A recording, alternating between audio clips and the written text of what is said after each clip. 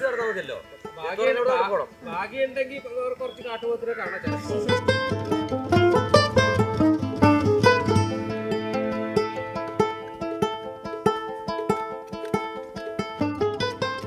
വൈകുന്നേരം വരെ പണിയാണെങ്കിൽ ഞങ്ങൾ രാവിലെ 7:30 വരും. 8 മണിക്ക് പണി തുടങ്ങും.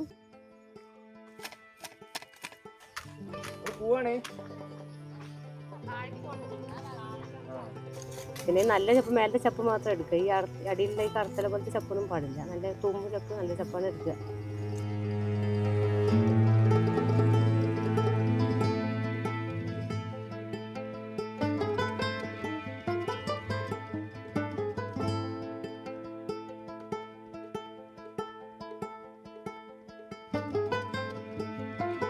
പോട്ടെ. അപ്പൊ തന്നെ ഞങ്ങളോട് സംസാരിച്ചതിന് നന്ദി.